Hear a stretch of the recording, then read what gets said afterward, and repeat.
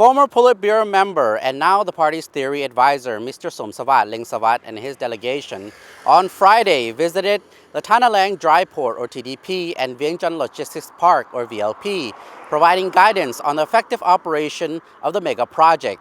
The Dry Port and Logistics Park are part of the Lao Logistics Link or LLL project and part of the Lao National Logistics Strategy for 2016-2030, which will boost the government's efforts for transforming Laos from a landlocked into a land-linked country. A former Deputy Prime Minister who is now advisor to the Theory Council of the Lao People's Revolutionary Party's Central Committee was welcomed by the chairman of Vientiane Logistics Park Company Limited, Mr. Chanthon Sittisai, and former minister to the Prime Minister's office and current president of the Executive Board of Strategy and Planning at PTL Holding Company Limited, the parent company of Vientiane Logistics Park Company Limited, Mr. Olunkel Kitikun and other company executives. Accompanying Mr. Somsavath were former Deputy Prime Minister and now head of the Economic and Finance Committee of the Theory Council of the Party's Central Committee, Somdi Dongdi, former Minister of Planning and Investment, Dr. Supankyal Misai, and head of the Secretariat of the Theory Council and Vice President of the National Socio-Economic Science Institute, Dr. Kikeo Chantaburi. Mr. Chanthon told the guests that the project being developed in Domposi Village, Hat Sai Phong District, Vientiane, supports Laos' vision to become a logistics and transport hub for countries in the region. He was optimistic that the vision would become reality. Located on a prime site next to the Laos-Thailand Railway Station near the Laos-Thailand-Mekong Friendship Bridge 1, the $727 million project, which links two main roads, will also connect to the Laos-China Railway.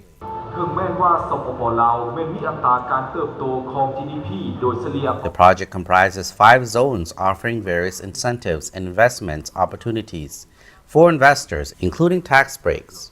The zones are 1. Thanalang Dry Port or TDP, the center of international import and export trade with all categories of customs operations. 2. Tank Farm, a fuel distribution center for Laos. 3. Logistics Park, a warehousing and distribution center. 4. Free Trade Zone. 5. Export Processing Zone. The Laos-China Railway, which is slated to open for service next month, links to China's railway system, stretching further and reaching Europe.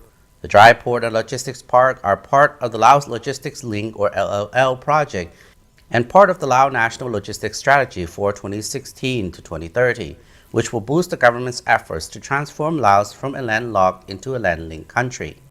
The LLL project also involved the planned 2,000 megawatt coal-fired power plant in central Kham Province, the Vung Ang Seaport in Vietnam's central Ha Tinh Province, that Laos and Vietnam have jointly developed and operated, and a planned railway linking Vientiane with the seaport. Through this rail route, the TDP and VLP are also set to connect to other regional markets such as southern China, Japan, the Republic of Korea, Russia, the Philippines, and Indonesia. The developer said each of the 4 projects under the LLL project, which the PTL Holding Company Limited has been given concessions to develop, are interlinked and will be mutually supportive. Mr. Chanthon explained that the coal-fired power plant will require a large amount of raw materials to be imported, which will support the operation of the seaport and planned railway. He also predicted that a number of containers from Thailand's Isan region will be shipped to regional and global markets via the Dry Port and the Vientiane Vung Ang Railway.